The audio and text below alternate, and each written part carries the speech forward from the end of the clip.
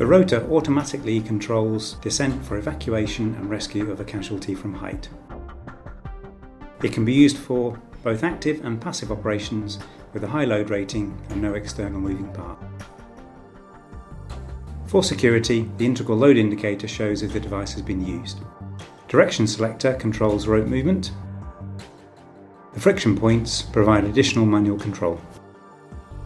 3 rope friction points are positioned at the top of the device. These provide additional manual speed control during lowering. A single friction point can be used when lowering loads of up to 140 kilos. The rope can be deviated via the friction point in either direction or orientation. For loads greater than 140 kilos, the rope can be deviated through all 3 friction points. The direction selector has 3 positions. For descent, move direction selector to the central or neutral position. This will enable the rope to move freely in both directions.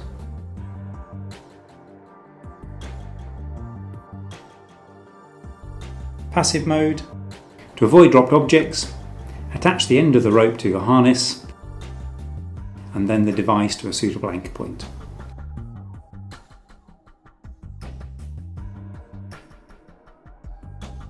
Pull the tail rope to remove slack from the system. Check descent path is clear and either attach rope bag to harness or drop rope bag to check for length as appropriate. To descend, hold the tail rope, sit on the system, lower by controlling grip on the tail rope. Once clear of obstructions, the rope may be released as the device is designed to control the descent speed. Active mode, commonly used if you are the last or only escapee. Attach the device to your sternal or chest attachment point. Connect the rope end to a suitable anchor. Remove any slack in the system.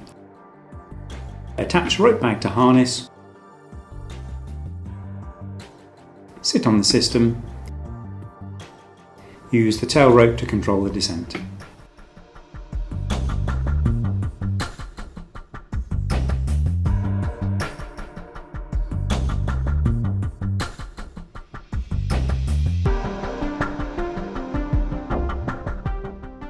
For a 2-person evacuation, ensure both personnel are connected to the rescue device.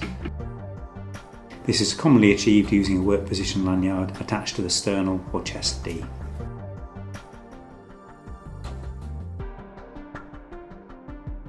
Make sure all friction points are utilised initially to provide sufficient control for the initial part of the descent.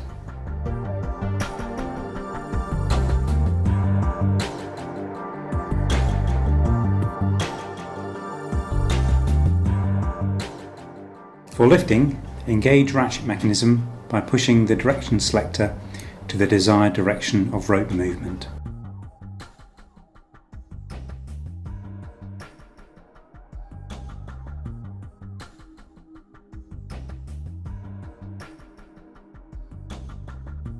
For lifting, place the device in neutral, extend the rope.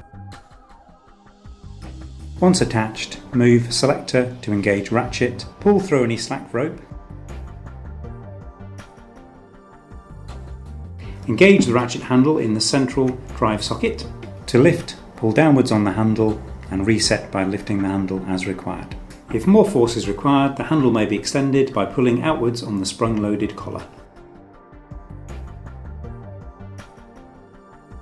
Pull on the collar and push handle to shorten.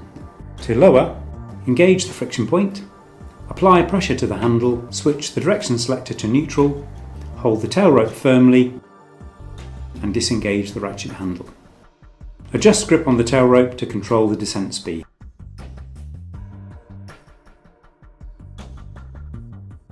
To rescue from within a ladder, firstly climb and select a suitable anchor point directly above the casualty. Attach the rope end to your harness to avoid dropped objects. Apply 1 or more anchor slings. Attach rotor to anchor sling. Extend the rope down to the casualty's sternal or dorsal attachment point. Select lift mode. Attach the handle and lift as previously shown.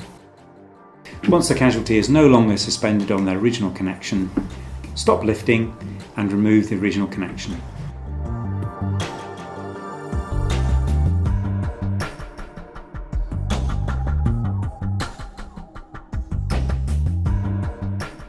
Engage suitable friction,